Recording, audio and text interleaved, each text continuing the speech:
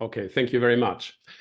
Yeah, and thanks for inviting me. And for those who have not had the chance to listen to Professor Rödel's presentation last time, I can highly recommend that. And I think, Jürgen, you prepared the floor quite well, and I can skip many of the things that you have already made us aware of. I have basically 4 different points. First, a quick introduction into the Club of Rome. Then I want to reflect on the long and difficult path to sustainability, which we have gone through as humanity. Then I will talk on the barriers, and fourth, on the principles for sustainability. The Club of Rome might not be known to everybody here, but it was one of the first think tanks globally who addresses the issues of humankind. Founded in 1968 in Rome by Aurelio Peccei and Alexander King. Aurelio Peccei was, among others, CEO of Fiat, Alitalia, Olivetti. Alexander King was General Secretary of OECD, and they convened in Rome and said we need to reflect on the future of humanity. The principles of the Club of Rome are a long-term view, a holistic, systemic approach, and a global view. And this is now more than 50 years ago. And up till today, the Club of Rome is a kind of active think tank dedicated to the future of humanity.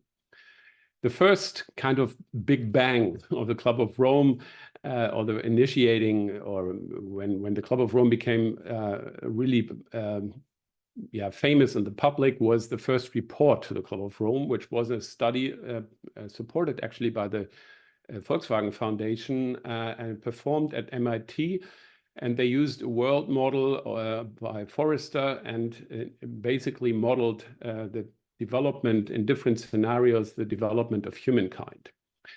I cannot go into any detail here, but it is important to reflect on one of the results. And I quote here from I think it's one of the final pages. If the present growth trends in world population, industrialization, pollution, food production, and resource depletion continue unchanged, the limits to growth on this planet will be reached sometime within the next 100 years. That is to say, by 2072. This was written in 1972. The most probable result will be a rather sudden and uncontrollable decline in both population and industrial capacity. There were several studies checking the scenarios against the real data. One was done 40 years after that, and when The Guardian reported on that in 2014, they concluded, so far, there's little to indicate they got that wrong. So the reports to the Club of Rome are, the first one was the limits to growth. There were several others, very famous ones, not so famous as the first one, of course, but also Factor 4 by Ernst Ulrich von Weizsäcker and others have become quite renowned. The 2052 by Jürgen Randers, another one by Ernst Weizsäcker, Come On. And I was very privileged and honored that my book, Sustainable Action, Overcoming the Barriers, which first appeared in English and then in German, was also accepted as a Club of Rome report, and more recently, Earth for All. We have had a long and difficult path to sustainability. First, we need to say that the concept has had a remarkable career. Already the so-called Brundtland Commission, or the World Commission on Environment and Development, in 1987 coined the definition of sustainability, which means meeting the needs of the present without compromising the ability of future generations to meet their needs. Then only 5 years later, in 1992, in Rio, the world community agreed on the concept of sustainable development. So basically, more than 30 years, humanity has already followed this goal, but as we will see soon, with little success so far. In 2015, we had the COP26 under the United Nations Framework Convention on Climate Change, the FCCC, UNFCCC, which was actually agreed on in Rio, the Framework Convention. And according to that, we would need to limit the global warming to 1.45 to 2 degrees, as we all know. In the same year, the world community agreed on the 2030 agenda with its 17 SDGs. But if we look at the real data, we have a rather kind of sobering remark to make. We see hardly any progress, if any. On the right-hand side, you see the CO2 concentration measured on a day-to-day basis. This is actually 2 days old, which measures the CO2 concentration in Hawaii. And the little deviation, the zigzag, comes from the fact that the Northern Hemisphere has more land than the Southern Hemisphere, and therefore the seasonal effect is to be seen here. But with 2 exceptions, the first oil embargo of OPEC states in the early 70s and the early 90s, where the increase is not as steep, you see that we see a continuous increase in concentration despite Rio, despite Paris, despite the UN agreement.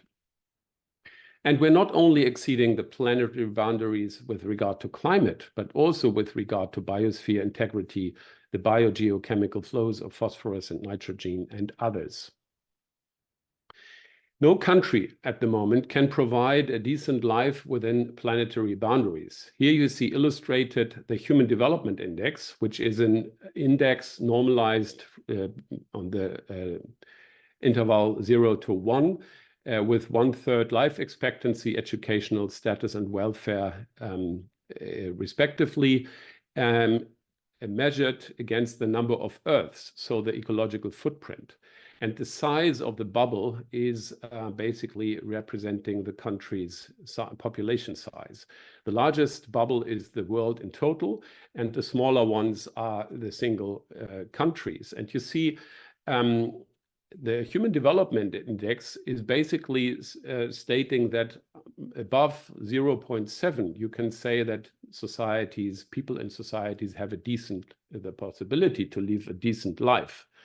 So the actual quadrant, which could be called sustainable, is empty. So that means that no country can combine a decent life within the planetary boundaries.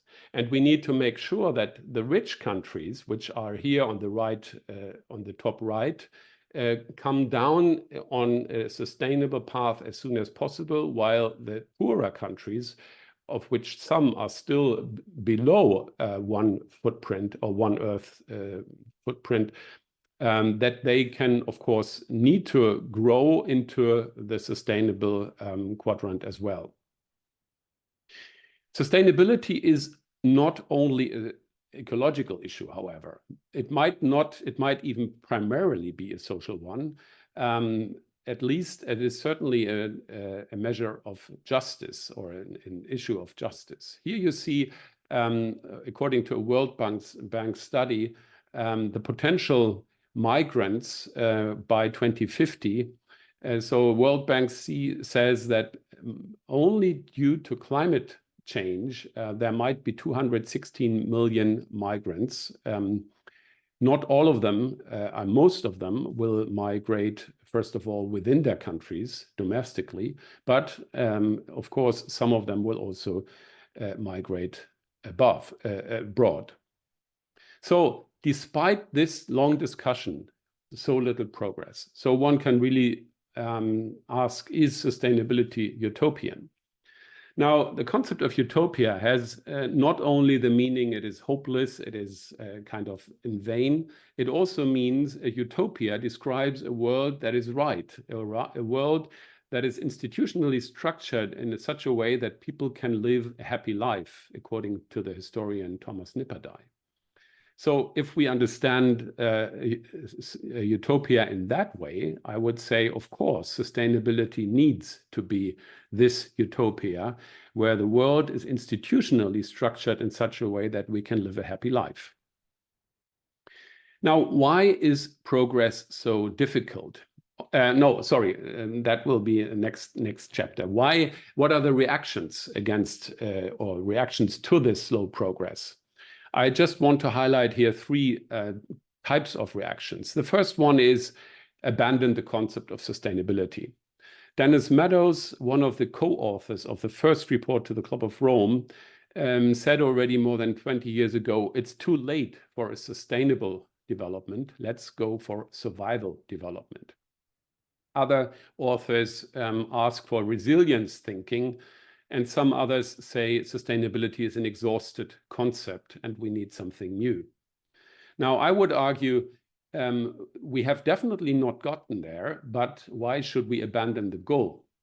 It is my answer would be that we need to find a different approach. Obviously, the approach we have followed so far has not been sufficient.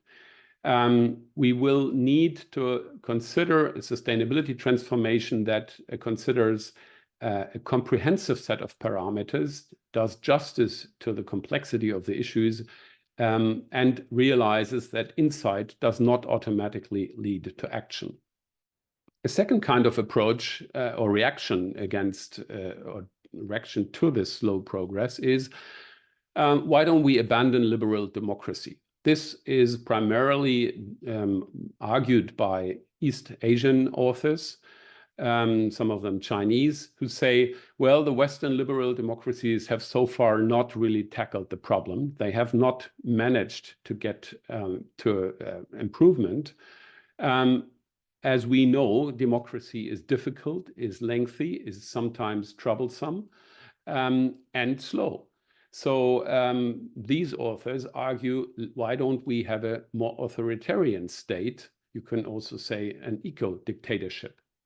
I would argue we cannot abandon the ideal of a liberal world and a liberal and free and just society tomorrow by sacrificing these values today. So I don't think that this is a path that is convincing, at least not for people in the West, in the northern countries. The third reaction, frustrated and saddened by the lack of progress, some people call for ever more kind of fierce reactions. This lady here you see is a German teacher who said, children are the worst you can do to the environment. Because, of course, every child is a consumer, and the more we consume, the more waste we create, the more we pollute. So we need to reduce the number of children. Now, I mean, you don't need to be a psychologist for understanding that this might not be the best motivation. If you are a teacher, you know, or a teacher in kindergarten, and you say, well, it would be better if you were not there, you will not motivate people with this kind of storytelling.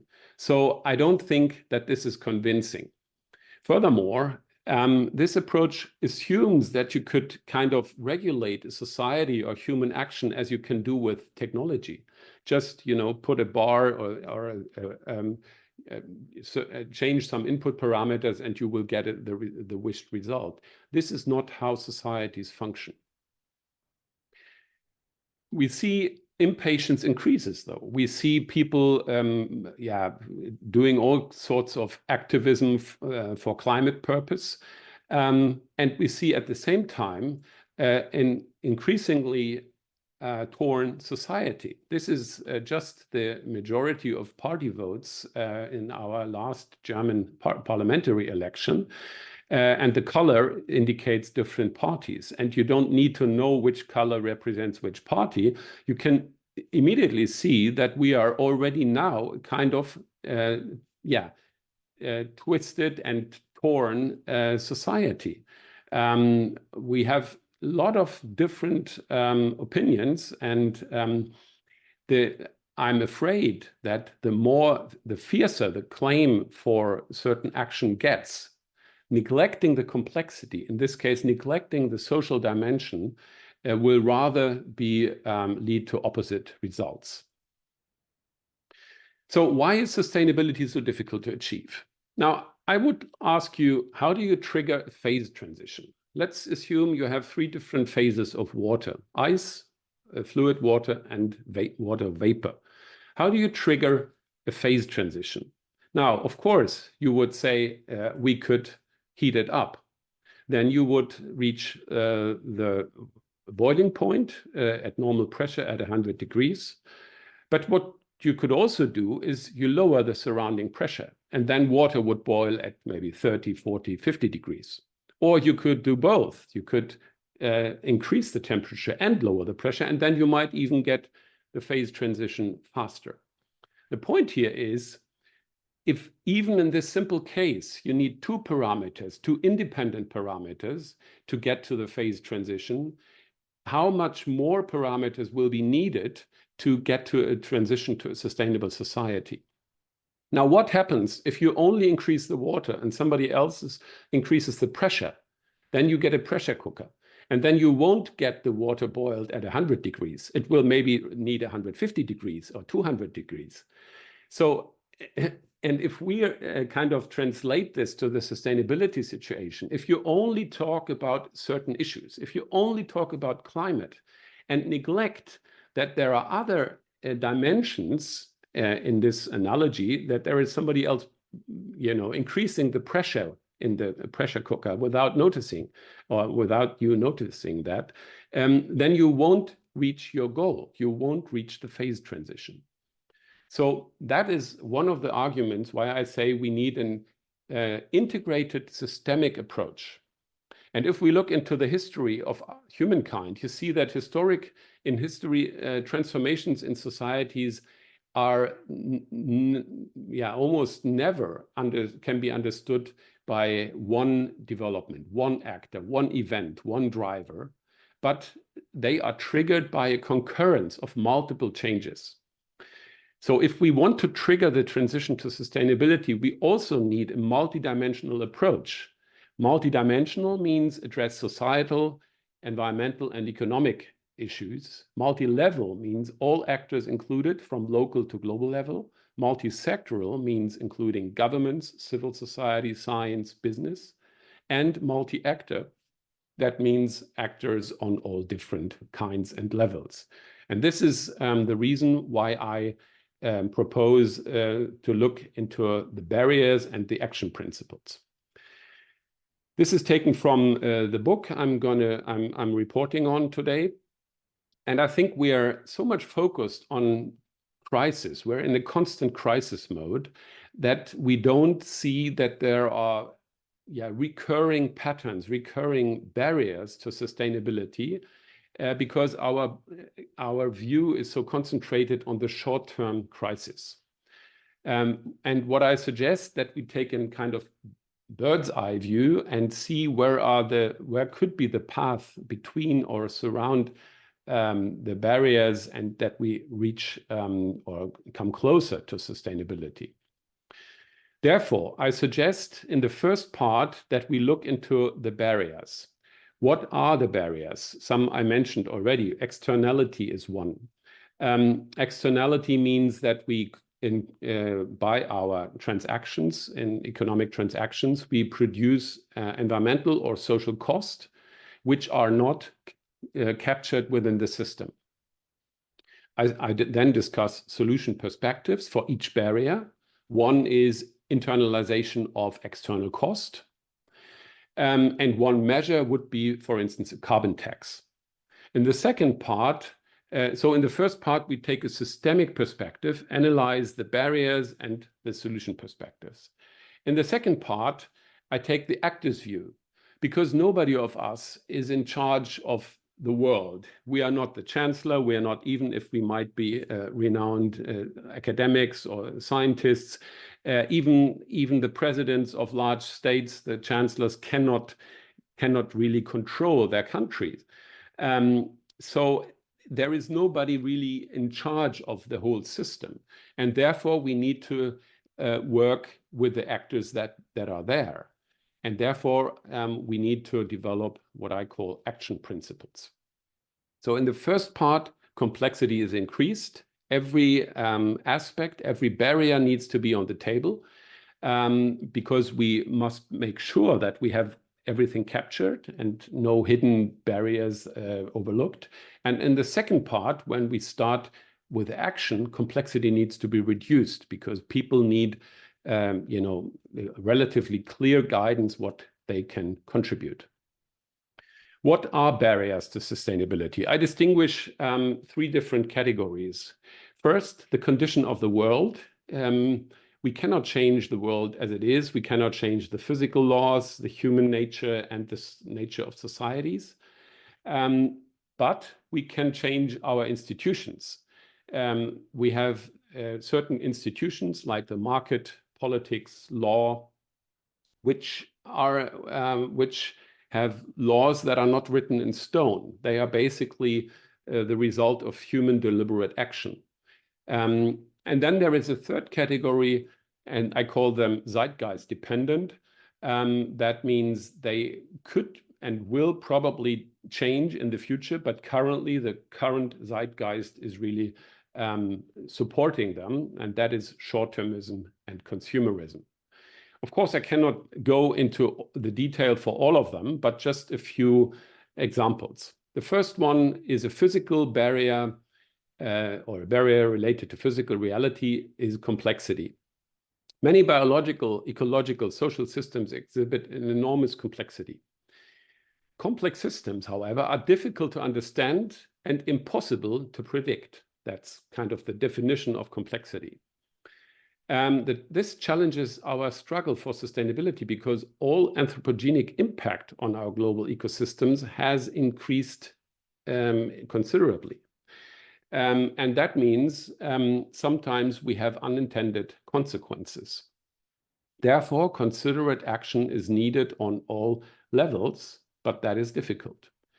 On the right-hand side, you see an example coming from a German Advisory Council on Global Change to the German government. And they call this the Sahel syndrome, an overexploitation of marginal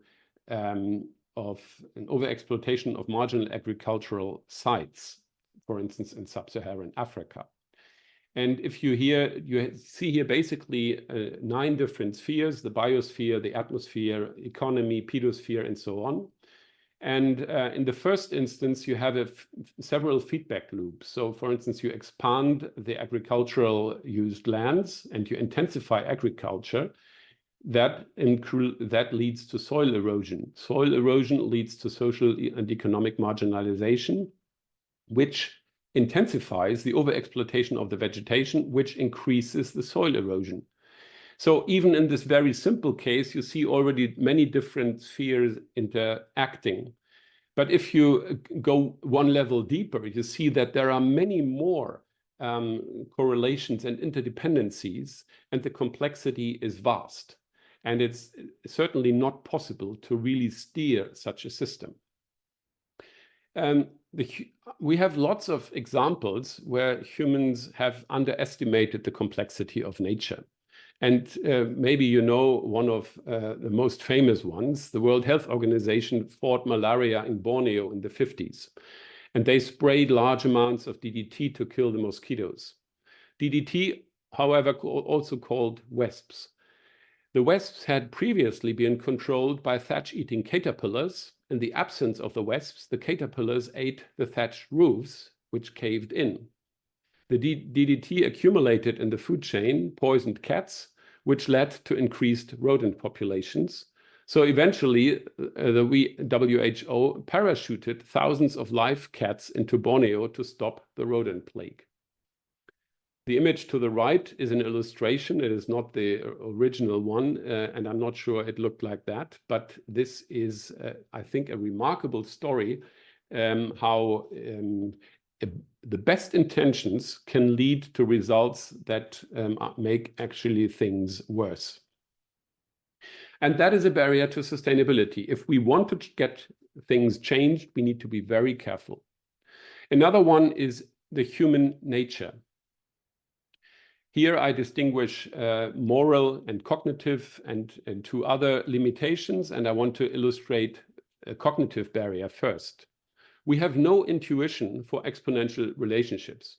Now, I'm sure in this group, we do have some intuition. I mean, Einstein is reported to have said, intuition is a function of time. So with increasing experience, you get some kind of intuition. But the so-called man or woman in the street normally does not have an intuition for exponential growth. Here you see two curves, one an exponential one and a linear one. And all in the two graphs in the two curves in three different graphs, and you zoom in going to the right, and you see that if you start on the right-hand side, you see that the exponential growth, exponential curve is basically flat. It's not zero, of course, as we know, e to the power of 0 is 1. But in this illustration here, it cannot be distinguished from 0. So in this case, you see the linear curve growing. If you then look to the middle, go to the middle, you see that at a certain point in time, the exponential curve increases and beats the linear one. And if you look on the left-hand side, you see that in longer time periods, the linear curve can even be neglected. Now, why is that relevant? We see that nature exhibits lots of exponential curves. These are the cumulated corona cases in the first year of the pandemic, pretty much exponential development. And during the pandemics, we said flatten the curve because before we had a vaccine, we need to make sure that the growth trend would be bent. On the right-hand side, and I think Jürgen Rödel has in his lecture last time already quoted the same study here, you see Earth system trends between 1750 and 2000. And you see, of course, not in all cases exponential growth, sometimes certain phases more linear, sometimes more than exponential, but the trend is pretty clear. And while it was already difficult in the corona case to motivate people to think about the day after tomorrow, because some people said, I don't need to protect myself. We have still free beds in the ICUs. Not realizing that the infections of today will be the ICU patients of tomorrow or the day after tomorrow. Even in that case, it was difficult, although the time between today's action and the result was just a few weeks. This is much more difficult in the case of climate and many other Earth system trends, because the results of our today's action will be visible in a few decades and a few hundred years. A moral barrier is that people want reassuring lie. They prefer to be entertained than against facing the truth. Some of us know Al Gore's documentary, An Inconvenient Truth. That is not something people want to listen to and to watch. So a reassuring lie is much more welcomed than an inconvenient truth. We have social barriers as well, and I want to illustrate here just one of them, namely inequality. There were two British epidemiologists, Wilkinson and Pickett, who studied quite interesting question. Is it that wealthy societies have less problems than poor societies? People would normally think that the richer a society gets, the fewer problems it has, but that's not the case. So what they did, they aggregated 9 unwanted social developments: lack of trust, low life expectancy, obesity, homicides, teenage pregnancies, imprisonment, and a few more. They condensed that to one indicator, all statistically proven and available. And they plotted that against the national income per person. And you see that there are countries like the US who have many problems, so a very high index of health and social problems, but they are rich. And there are other countries like Norway, pretty much the same wealth, but considerably fewer problems. And so you see Portugal on the other extreme, on the left-hand side, you see almost the same amount of problems or the same degree of problems as the US, but much poorer. However, if you plot this not against the wealth, but against the income inequality, you can see a pretty good correlation. So the more unequal societies get, the more problems they have. Problems in terms of lack of trust, obesity, homicides, and so on. So that means, and the authors did this 15 years ago, but they have very recently wrote an article in Nature why the world cannot afford the rich. This was just a few weeks ago.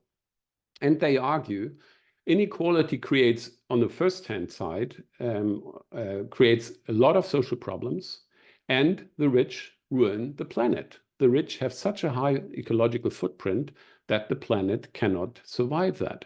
So the world cannot afford the rich. Now, we have, of course, many other barriers. Here, just a snapshot from the institutional ones, and I want to look into the market failure. Market failure means that the market is not, I mean, it's not a pejorative usage. It's kind of a phrase used by economists. The market simply does not function for commons. And we externalize cost, ecological cost and social cost. And our German Environmental Protection Agency, the Umweltbundesamt, recommends or calculated actually the climate cost in euro per ton CO2 for different years and for two scenarios with a time preference of 1% and with a time preference of 0%. And so they calculated that you would need actually 800 euros plus 800 euros per ton CO2 if we don't have any time preference, and which is also to say we don't have any discount rate. And if we have a discount rate of 1%, we would still need 230 euros per ton. On the right-hand side, you see the factual price of carbon in the last, more or less the last 10 years. And it has the highest peak, about 100 euro per ton, and it's now decreasing. But this is far less than what the Umweltbundesamt actually recommended as a true price for carbon. And it's pretty, I think, pretty common sense among economists that the significant and realistic carbon price is the most effective and most efficient way of tackling the climate crisis. We have structural silos, is what I also consider as one barrier. We have civilization process is driven by differentiation, starting with Plato via Adam Smith, the basis of capitalism as well. The world is increasingly complex, but we are specializing more and more. In Germany alone, we have 20,000 university programs. And this creates a dilution of responsibility. Nobody is really capable of considering integrative approaches. And sociologists speak of organized irresponsibility. So academia is also strongly incentivized according to disciplinary skills. And we need much more institutional support of integrative cross-departmental collaboration.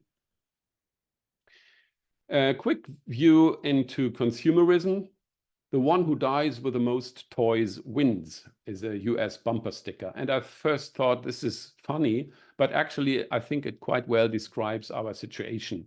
We're constantly fighting to be better than others. And so we gather different toys. Of course, the kind of toys change over time, but this is a race nobody can actually win. I think consumer should become a swear word. If you look into Merriam-Webster and see what consume means, it means destroy, squander, use up, devour, engross. And only here, the last usage is utilize. So utilize is actually what we need to do with things. Of course, you cannot utilize a banana. You need to destroy it in order to have the meal. But in many, many other cases, you should rather utilize than consume. So what do we do with this? We have the SDGs, we have the Sustainable Development Goals, but they do not really help us in supporting concrete action. So they say, well, this is the goal, but they don't tell us how to prioritize. We have 17 goals. Nobody can really prioritize 17 goals. And they don't support the concrete action. And that's why I thought we need to work on principles for sustainable action. And according to the responding to the barriers, I also differentiate 4 categories: nature, person, society, and system, and want to give a few ideas here on the principles. Decarbonizing alone is a huge task because we need not only to decarbonize the energy sector, but industry, transportation, and building, and agriculture, and everything. And apply the polluter pay principle. The polluter pay principle is actually one of the oldest legal principles. It can be found in the oldest legal text of humanity, the Code of Hammurabi from 1800 before Christ, so close to 4,000 years old. And there it's described what happens if a dam bursts. Somebody builds a dam and the dam bursts, then the one who made the mistake shall be sold into slavery, and the money gained from that shall be used to compensate the ones who were affected. Now, this is something which we need to apply throughout all our transactions and also to nature. That would be an important gain. We need to appreciate nature. You only protect what you love, and therefore we have more than 50% of humanity living in cities, and we need to come to a new understanding and a new appreciation of the wonders of nature. Otherwise, people will not know why they should protect nature. Celebrate frugality. If you look at this image, you can reflect on it and you can be impressed, you can wonder, but you will certainly not ask, why did the artist not use a color picture? So reduction can be a mean of concentration of focus. And that is something we need to discover, that reducing consumption does not necessarily mean a loss, but it can actually be a gain. Contemplation is another principle for sustainable action, because contemplation, according to the monk Thomas Merton, is the highest expression of man's intellectual and spiritual life. It is spiritual wonder. It is spontaneous awe at the sacredness of life, of being. Now, Merton was a monk in the Catholic tradition, but I think this quote does also apply to many other religious traditions and even to atheists. You can say, okay, let's contemplate on the wonders of nature, the wonder of life, and that will also change your own attitude. Society. We need to facilitate social cohesion. The Bertelsmann Foundation studied the social cohesion in Germany a few years ago, and they concluded that on the first side, the social cohesion is still not as bad as many people think. But they said is too strong emphasis on performance and competitiveness divides society. So happiness of people is much more related to social cohesion and to social relation than to economic prosperity. And the final category, and I'm kind of on the home stretch, we also want to have some time for discussion, the system view. And here I would first argue for kind of a meta principle, and that is a systemic view. We really need to understand that we can address the issues only in an integrated systemic way. In a way, you can argue that my entire book argues for this, but it is also kind of an action principle.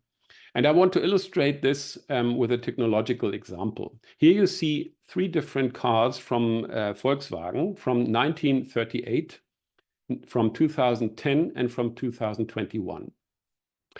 The fuel consumption in the first case was 7.5 liters per 100 kilometer.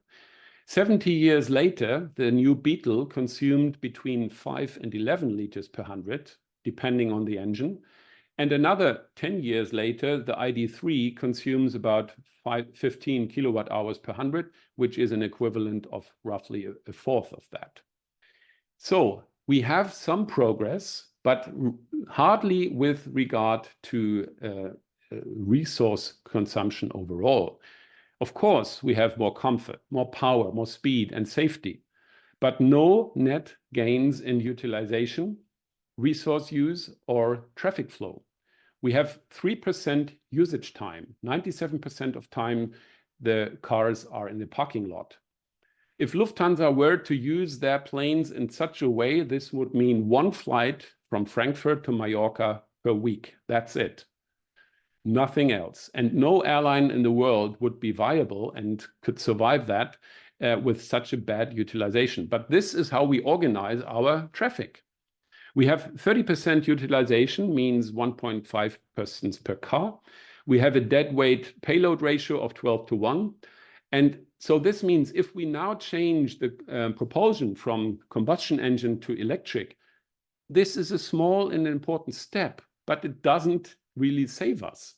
If we want to conceive the transportation of tomorrow, we need a systemic view. First asking, do we actually need this transportation? Then which mode of transportation is most sustainable? How do we get people safe, secure, cheap, and fast and convenient from A to B? And this is something which is so important to consider. And this is why I spend some time here in this audience, because I think it's good to work on your own operations. It's good to evangelize the message and to go to schools and universities, teach your students. But the really game changer is, what will society look like tomorrow? And therefore, we need basic research, we need applied research, and we need strong collaboration across the disciplines in order to develop the systems of the future. Another principle is foster diversity. Sometimes I say monoculture is an oxymoron. It is actually something which is not, it's not possible, because culture always requires diversity. Culture cannot work in mono. That means we need to foster diversity. And you can see that diversity is actually needed to foster innovation. If we only have, you can even think in physical terms, that we are living on small paths between chaos and order. If we only had order in a Newtonian world where everything would be calculated back and forth, you would not have any novelty.